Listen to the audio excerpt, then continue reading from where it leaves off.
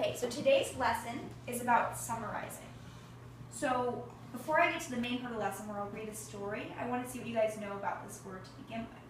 What does it mean to summarize something? Who has an idea? Yeah, Rachel? To make it shorter. Okay. What are you keeping in? Like if you're able to make something shorter, then what do you keep in the piece? Like the most important details. Okay, so a summary you're saying is shorter and keeps in the more important parts? Yes. Okay, so why is that helpful? Why is a summary a good thing for us to learn? Yeah, Julia? Because sometimes things that we learn, like stories we read, are very long, so it's easier to just keep it succinct. Okay, succinct, great word. Okay, so we're going to practice this idea by reading a story, or I'm going to read you a story. And not all the details in the story are important, so we're going to practice summarizing a story. And a way that I want you to think about summarizing is to pay attention to details from the first part, because you're not always going to be reading the same kind of thing. Sometimes you're going to be reading a story that's a very clear beginning, middle, and end. Maybe sometime you're reading an article in the newspaper where it's a little bit less clear what the beginning is, what the middle is, what the end is. But no matter what, you can find details from the beginning of the piece, the middle of the piece, and the end of the piece in order to summarize the main point of the piece, okay? So when I read the story to you, I want you to find details from the beginning that summarize the beginning, details from the middle to summarize the middle, and details from the end to summarize the end. And all of those details together will summarize the whole story, okay? So I'm going to read it. All right, so the story goes, I roll over in bed and read my alarm clock. It's 7:20. I have to be in homeroom and in my seat by 8. It takes me at least an hour to get there. I'm going to be late. As I jump out of bed, I notice 2 sparrows sitting on a branch outside. Down in the kitchen, I grab a banana and I'm out the door. It's freezing and there's ice everywhere. As I walk towards the train, I have to hold on to branches and fences to help me balance.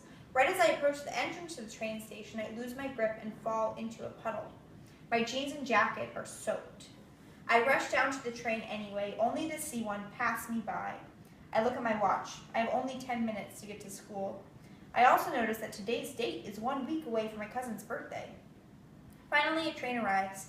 I make it to school, and I'm officially late. This means I'll have to go to after-school detention.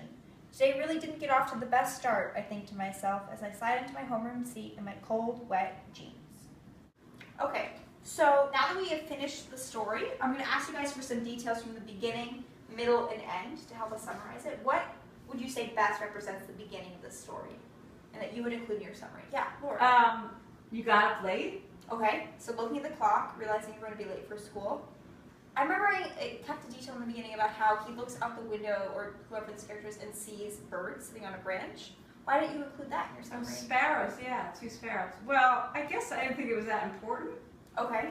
Yeah, some details for a summary are just not important. You don't need to keep it in. The birds sitting outside have nothing to do with how this character realizes that they're going to be late for school.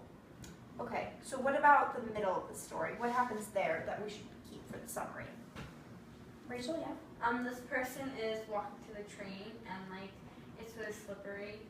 Okay, so the walk to the train is a little bit tough, and that's important because it kind of builds some suspense for the story. We get a picture of this character. Great. And then what about the end? How do we wrap it up? Yeah. They slide into their chair for school. Okay, so they get there. There's like this moment of relief where the character gets there. So if we were to say this story again, we would say somebody wakes up for school, they realize that they're late. Their trip getting to school is filled with falling in a puddle and slippery ice. But they eventually get to school, but they are late. So just sort of this beginning, middle, and end. But we don't need these details of how he looks at his watch, realizes it's his cousin's birthday. We don't need the details with the sparrows or the train or grabbing a banana before he goes. We just need a few things to wrap up the whole story. Details from the beginning, middle, and end. Okay, now that we're done with the story, we're going to come up with a helpful and fun way to remember how to summarize.